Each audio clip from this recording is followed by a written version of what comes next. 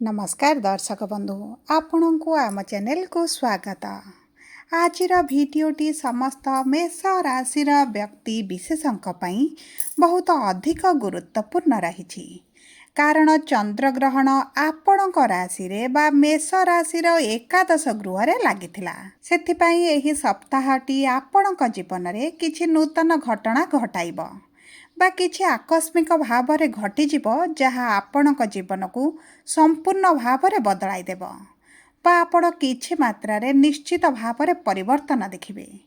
देखंतु दर्शक बंधु आपण राशि रे बा एकादश गृह रे जेहेतु ग्रहण लगी से सेप्टेम्बर मासरे प्रमुख चारोटी ग्रह आपण कुंडली रे गृह परिवर्तन करिवे एवं तांकर एही चलन रे परिवर्तन स्थान परिवर्तन आपण जीवन में बहुत प्रभाव पकाइब।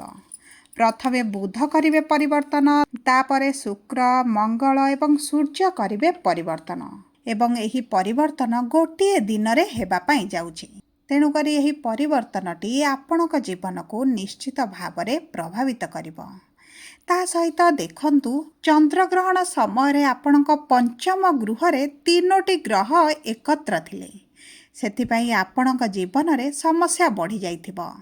शरीर रे जंत्रणा सहित मानसिक चिंता बढ़ीथिबो। आपण आर्थिक समस्या दे गति करुथिबे कारण देखंतु जेतेबेले गोटिए गृह रे तीनोटी ग्रह एकत्र रुहंती सेठारे ग्रह युद्ध भली परिस्थिति देखा देइथाए एवं सही समय ग्रहण लागिले आपणकर आगामी गोटे मास पर्यंत प्रभाव रही थाए एवं सही प्रभावटी आपणक जीवन में बहुत गुड़े कार्य को अधिक विलंबित करिथाए एवं बहुत गुड़े कार्य बंद रही जाइथाए एवं देखंतु एही परिवर्तन आपणक जीवन में किछिटा नूतन मोड़ निश्चित भाव में आनिब। तेणुकर सेप्टेम्बर मासरे जो तारीख गुड़िकरे माने गृह परिवर्तन करिवे सेही तारीख गुड़िकरे बड़ बड़ घटना घटिपारे। तेबे आसंतु जानिबा केउ क्षेत्र रे ही परिवर्तन गुड़िक हेबो।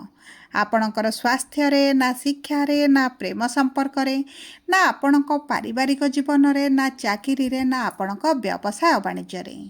तेबे आसंतु विलंब नकरी कार्यक्रमटी को आग को बढ़ाइबा एवं जानिबा एही तीनोटी प्रमुख ग्रह आपणकर केउ गृह को जिबे एवं सेठारे किभली फलाफल प्रदान करिवे ता सहित जानिबा आपणकर दुख कष्ट पीड़ा विशेष भाव में मानसिक चिंता दूर हेबो ना आपणक उपरे समस्यार बोझ माड़ी बसिबो।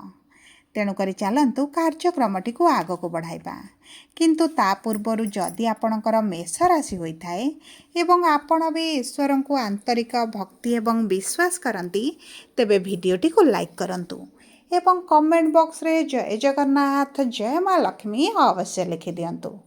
ता सहित आपण मनरे जहाँ भी प्रश्न रही जहाँ भी द्वंद्व रही आपण कमेंट बॉक्स रे लिखि जणांतु आमे आपणक प्रश्नर उत्तर देबा पई यथा संभव प्रयास करिवु। देखंतु विलंब हेले मध्य आपणक प्रश्नर आमे निश्चित उत्तर देबु। ता सहित दर्शक बंधु आम सह जोगाजोग करबा पई चाहुथिले वीडियोर मध्य भागरे एक व्हाट्सएप नंबर टिए दिया जाइछि जो नंबर साहाय्य आपण आम सह जोगाजोग करी निजर नूतन कुंडली प्रस्तुत करि परिबे कुंडली को विश्लेषण कराई परिबे किंबा आपणकर चाकरी विवाह व्यवसाय प्रेम संपर्क को नहीं किछि समस्या रही ताहार सहजरे समाधान करिपारिबे।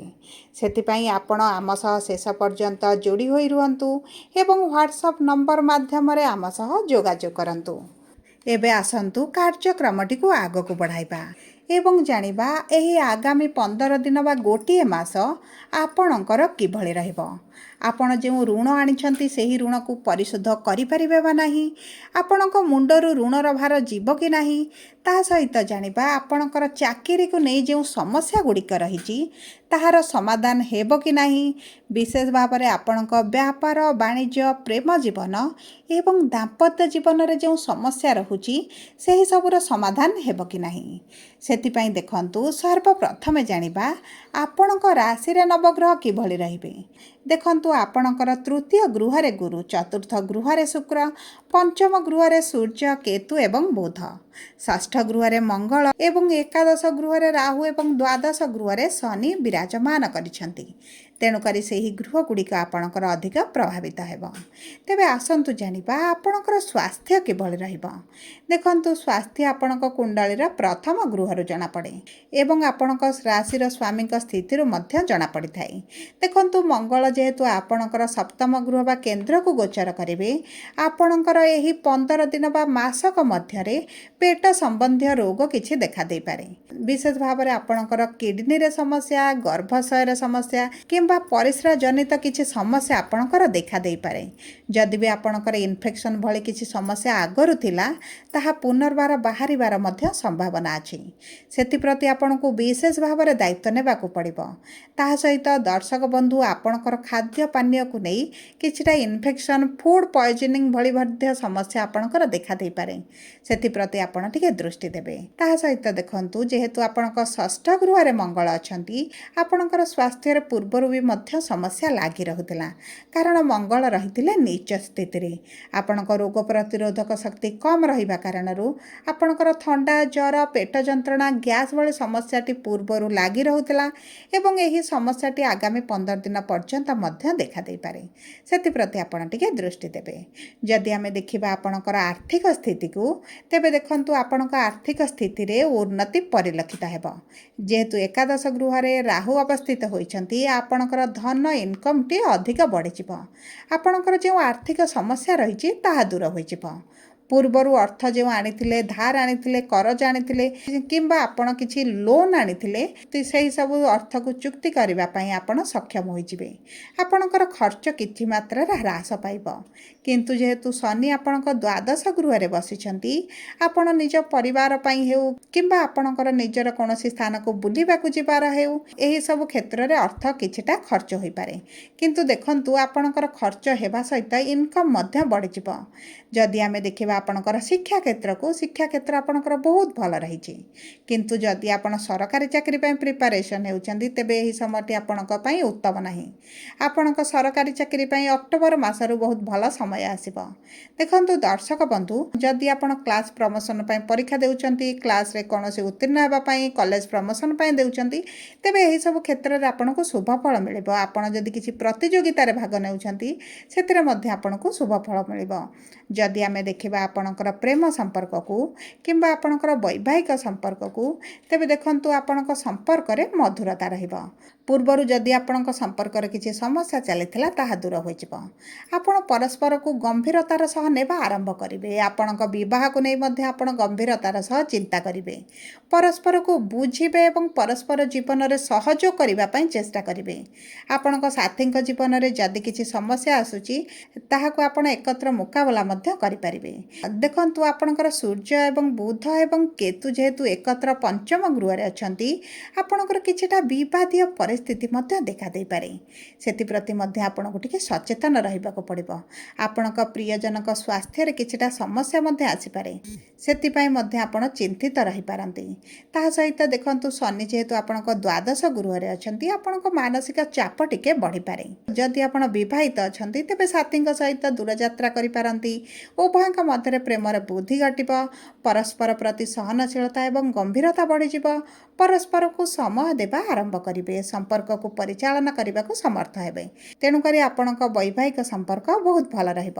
ଯଦି ଆମେ ଆପଣଙ୍କର କର୍ମକ୍ଷେତ୍ରକୁ ଦେଖିବା, ତେବେ ଦେଖନ୍ତୁ, କର୍ମକ୍ଷେତ୍ରର ସ୍ୱାମୀ ହେଉଛନ୍ତି ଶନି।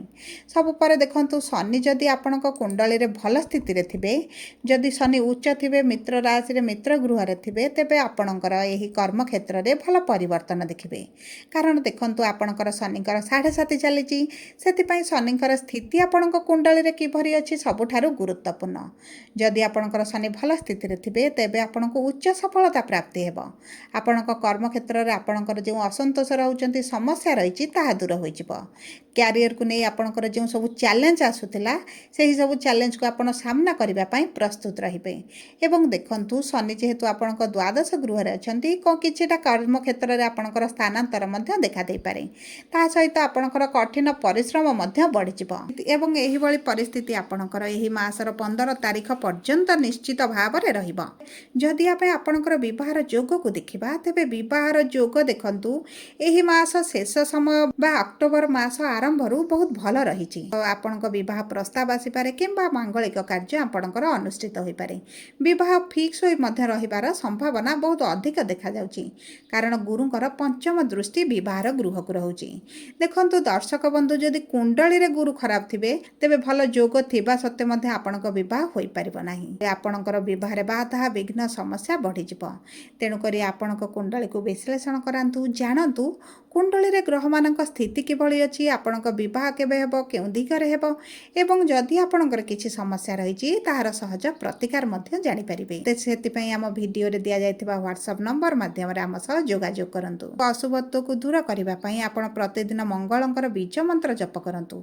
शनि 7:30 जेहेतु चलेछि शनिकर बीज मंत्र जप करंतु। हनुमान चालीसा पाठ करंतु एवं चेष्टा करंतु किछि खाद्य दुखी दरिद्र मानकु दान करिबा पई।